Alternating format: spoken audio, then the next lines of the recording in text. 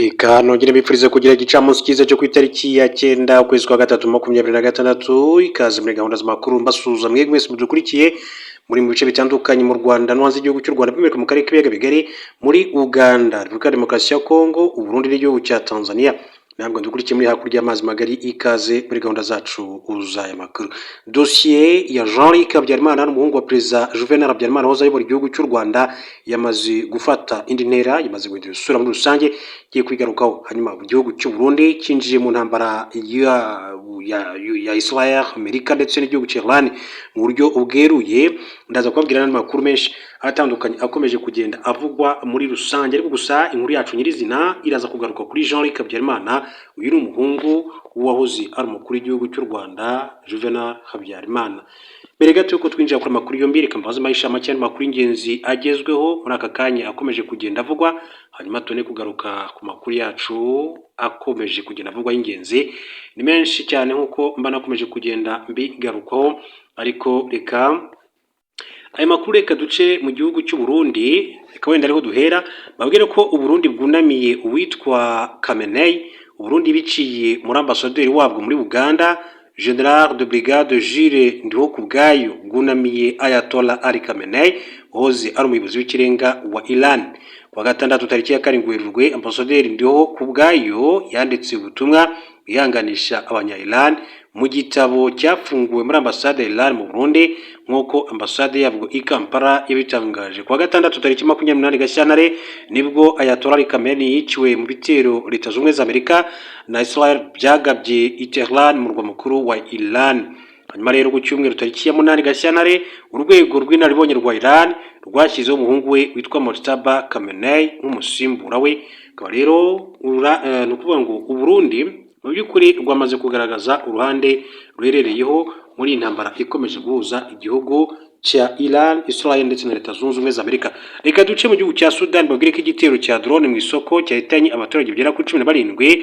Umutwe wa Sudan People's Liberation Movement North SPLM-NA uyobowe na Abdelaziz Al-Hilu ku cyumweru washinje igisirikare cya Sudan gutera ibisasu mu bice ugenzura muri Kordofan y'Amajyepfo, bihitana byibuze abasivili 17, abandi benshi barakomereka mu gitero cyagabwe ku isoko, nk'uko amakuru abigaragaza kandi atugeraho twizeye biturutse ku masoko yacu y'amakuru.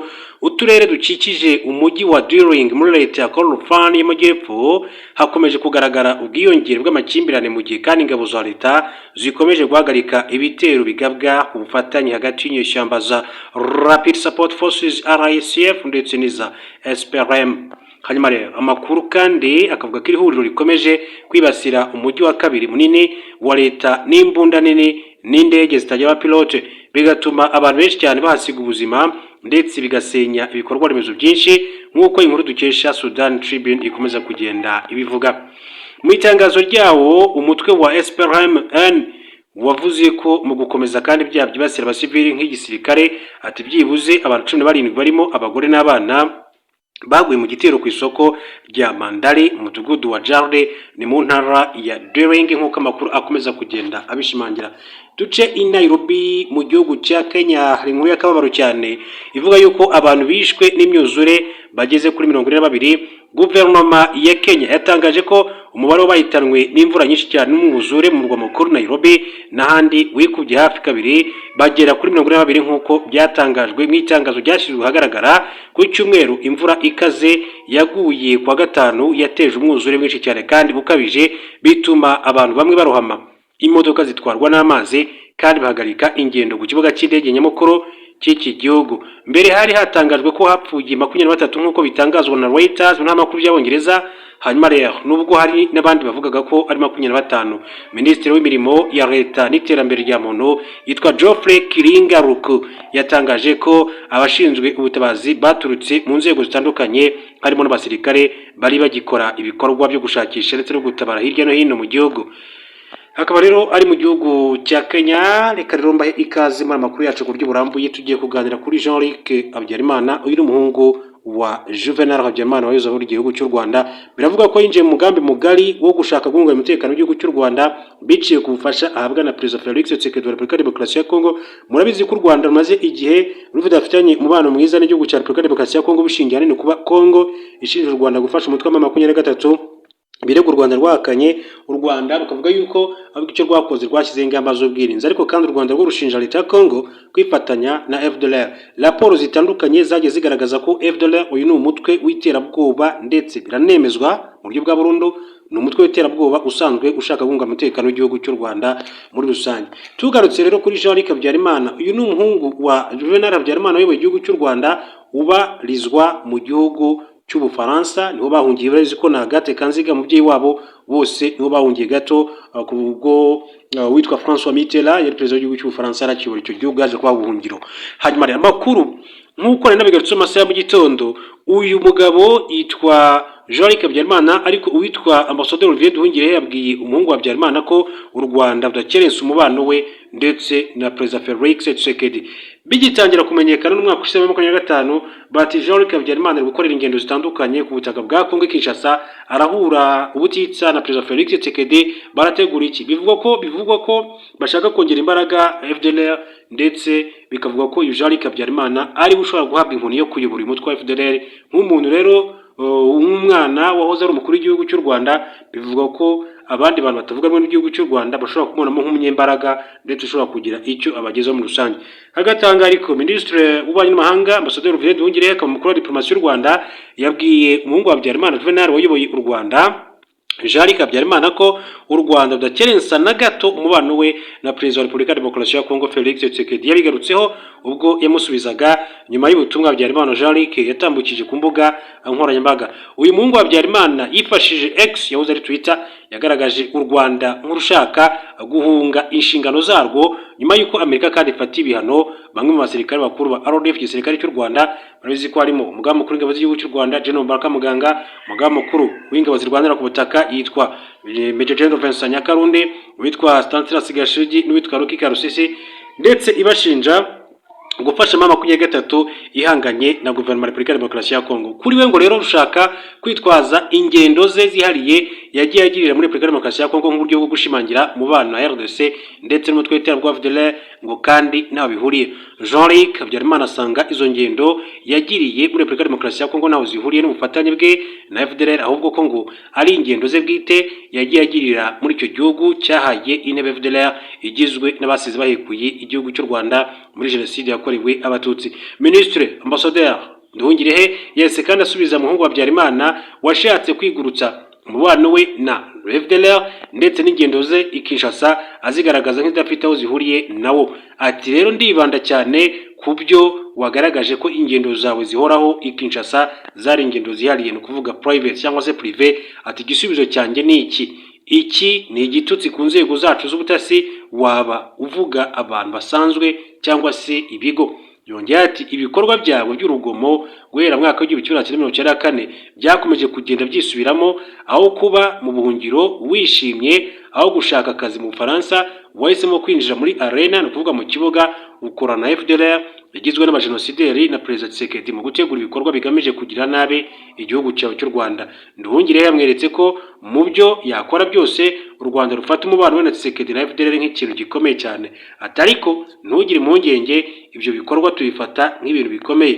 Ambassadeur Olivier Nduhungirehe kandi yongeye kwibutsa ibikorwa bibi byaranze ubutegetsi bwa Perezida Juvenal Habyarimana birimo urupfu rwahoze ari Perezida wa Repubulika ya mbere Gregoire Kayibanda, uwitwa Fekira Nyiramutarambirwa, Silvius Ndambiwe Bugesera, no kuvuga abatutsi bishwe muri Murambi, Kibirira ndetse na za Bugesera muri rusange. Mu Kingo mu mwaka w'1990 na Agathe Uwiringiyimana wari Minisitiri w'Intebe mu Rwanda n'abandi.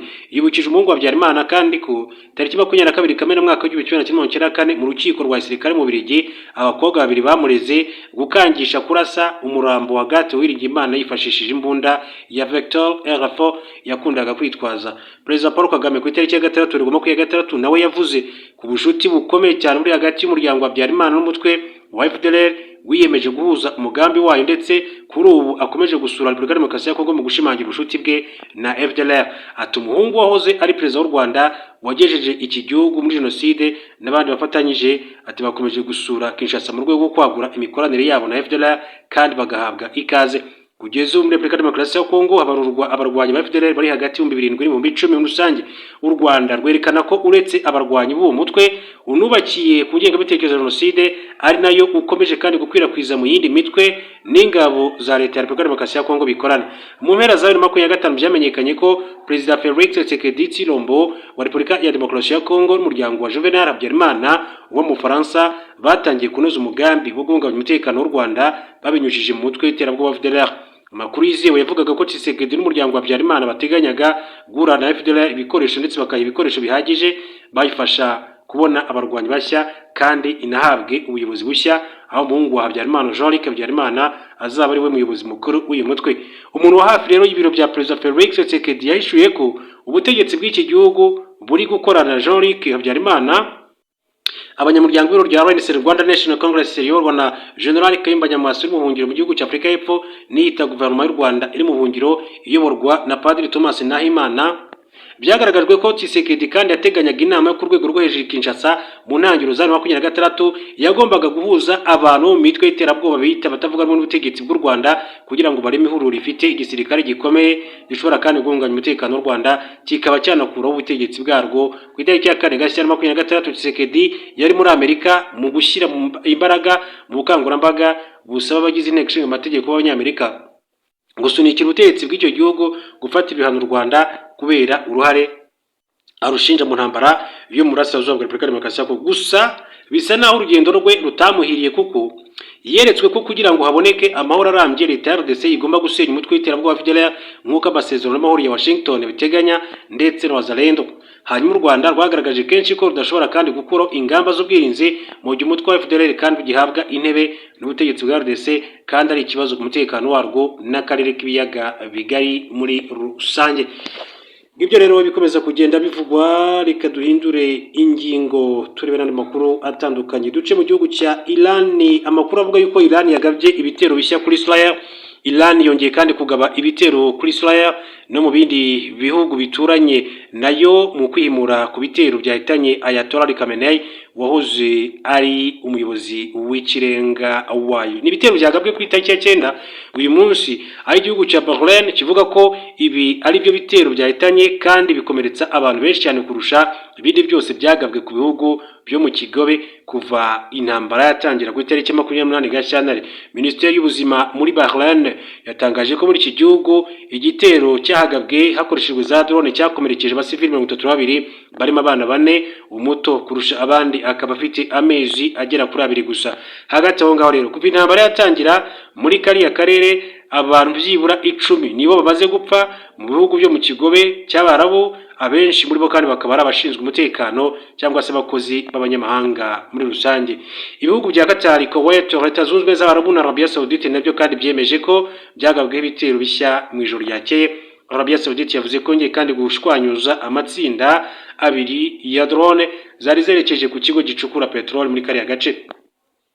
Ikindi gitero cya drone cyabaye ubwo ubwa mbere cyari cyagabwe rero ku nyubako ya Ambasade ya Leta Zunze Ubumwe za Amerika, bituma Minisiteri y'Ububanyi n'Amahanga ya Amerika itegeka ko abakozi ba leta batari ngombwa cyane bava muri icyo gihugu. Abategetsi bo muri Iran baburiye ko bashobora kandi kwagura ibitero ku bikorwa remezo byo muri ako karere mu gihe Israel na Amerika byakomeza gutera kandi ku nyubako zabo muri rusange. Byinshi bikomeza kugenda bigarukaho muri rusange, gusa ariko mbabwira ko Loni hari amakuru akomeye cyane yashyize ahagaragara. Ni umuryango w'abibumbye ku bijyanye n'intambara ikomeza kubera mu burasirazuba bwa Repubulika Demokarasi ya Kongo FARDC mu 23 hakazamo FDLR. Loni ikaba yashinje abagize rero inzego z'umutekano za Repubulika Demokarasi ya Kongo na FDLR gufata abagore ku ngufu. Agashami k'umuryango w'abibumbye gashinzwe uburenganzira bw'ikiremwamuntu muri Repubulika Demokarasi ya Kongo kagaragaje ko inzego z'umutekano z'iki gihugu n'umutwe w'ibitaro rwa FDLR byagize uruhare rukomeye cyane mu byaha byo gufata ku ngufu abagore byakozwe muri 2025. Itangazo ry'aka gashami ryasohotse ku itariki 8 ni ukuvuga ku munsi w'ejo hashize, rivuga ko mu mwaka ushize abagore 854 n'abakobwa 672 bafashwe ku ngufu, harimo hafi 80% bo mu ntara ya Kivu y'Amajyaruguru na Kivu y'Amajyepfo. Aka gashami kandi kasobanuye ko imitwe yitwaje intwaro irimo iyo mwihoro wa Zarendo, Codeco, FDLR na ADF yihariye 75% mu gufata abagore n'abakobwa ku ngufu, kandi ko ikibabaje kurushaho ari uko abo mu nzego za leta zirimo FARDC na PNC ndetse na ANERI bagize uruhare rwa 19% muri dosiye zabonewe amakuru. Aka gashami rero kagaragaje ko hari abagore n'abakobwa bafashwe kandi bagwate igihe kirekire bakajya gufatwa ku ngufu, kenshi n'ingabo za leta, polisi, abo mu rwego rw'iperereza cyangwa se imitwe yitwaje intwaro, bamwe muri bo rero bagatwita.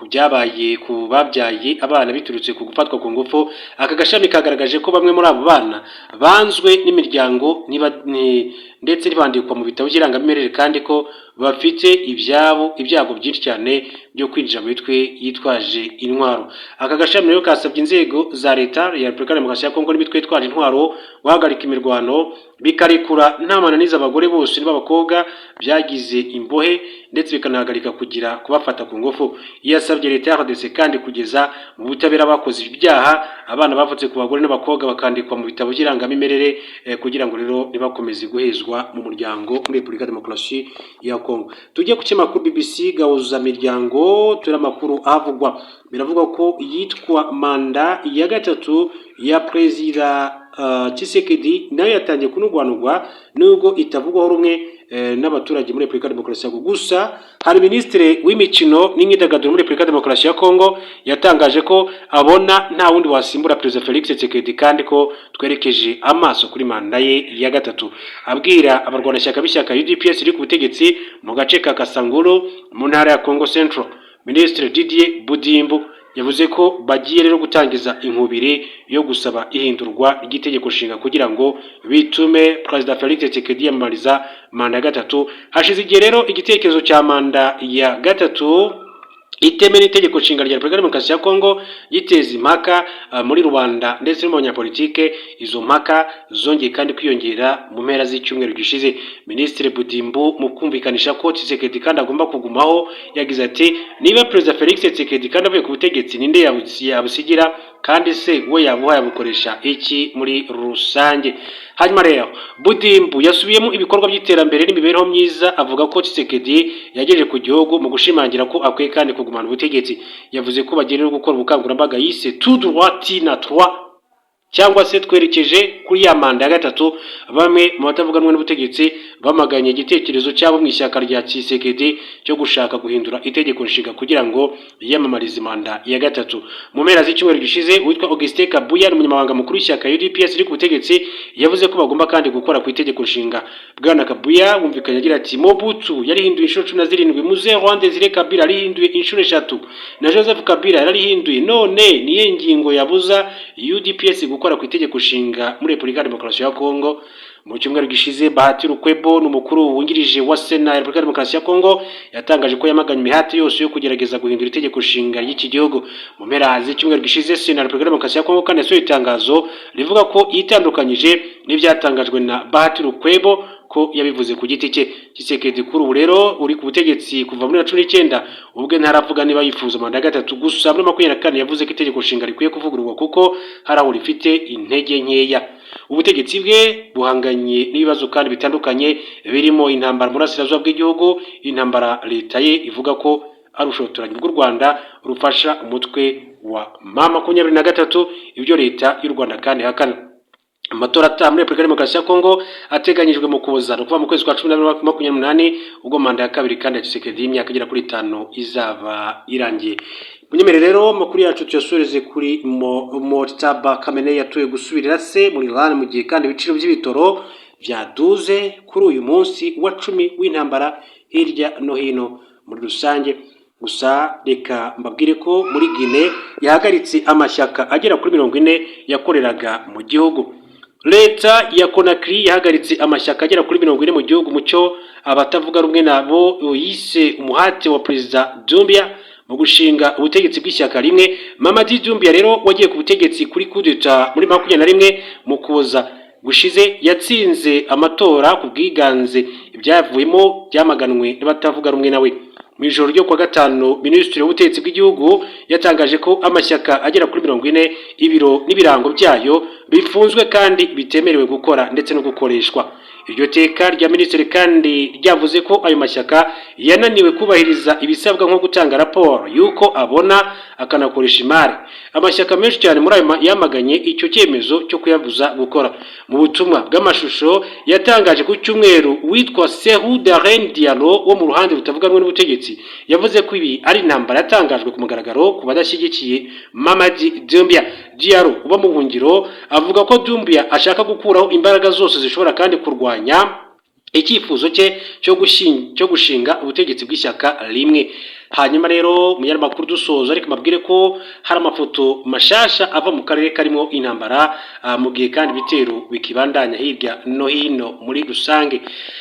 Aya amafoto rero akomeye cyane agaragaza inyubako zitwikwa, agaragaza abaturage b'abanya Irlande bari mu murwa mukuru wa Tehran bafashe mu gatuza kabo bamagana intambara ibashujwe n'igihugu cya Israel ndetse na Leta Zunze Ubumwe za Amerika. Mu nyemero rero mbashimire cyane kandi mbifuriza kumeza kugira ibihe byiza. Hanyuma andi makuru yo turaza kuyagaruka amasaha